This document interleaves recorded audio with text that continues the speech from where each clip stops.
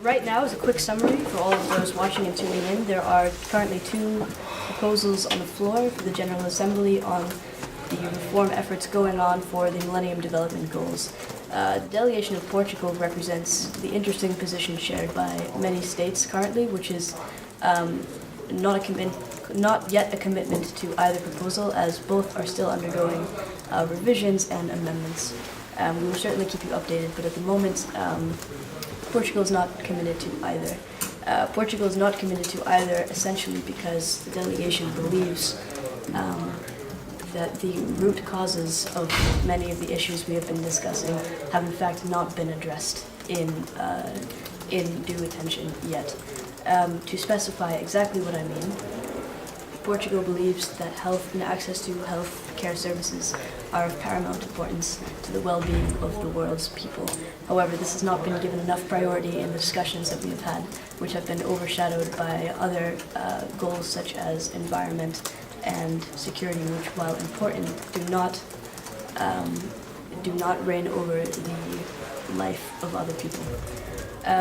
For an example, many Western Europeans have committed to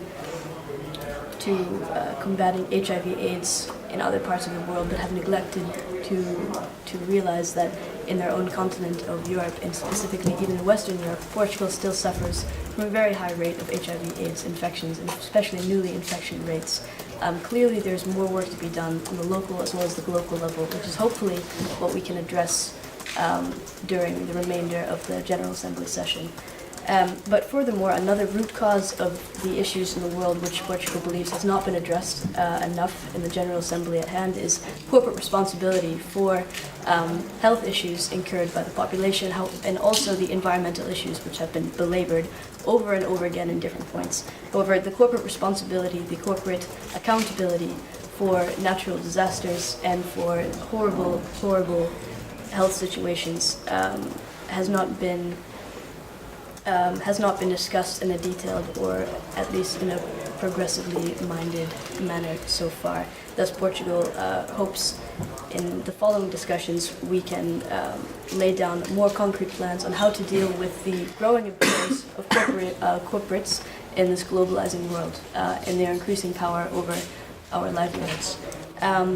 Finally, and perhaps this is not a case unique to this General Assembly, perhaps it is for all General Assemblies, but as you have already seen in your brief interaction with us on this floor, there are deeply rooted prejudices that we harbor against one another, which, as you have undoubtedly surmised at this point, are stemming progress away from reform efforts and directing it more towards what I fear are fear-based strategies where prioritizing military might against each other and to insulate ourselves are taking priority over more basic, fundamental, important causes such as education and health.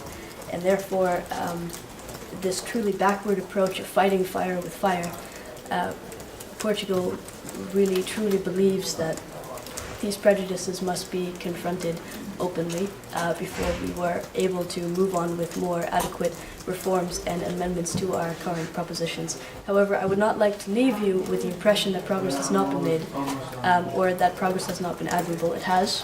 As of yesterday, we had 2 propositions on the floor before the session ended. And if such productivity can be achieved again, if we can address these root causes, Portugal is very hopeful that the reform efforts for the new Millennium Development Goals will be beneficial to the people. Thank you very much. Do we have any questions for Portugal? We do, but due to time constraint, we can't not ask them at this moment, so we will send you a note during the That would be wonderful. In that case, I yield the podium to the next speaker. Would you like to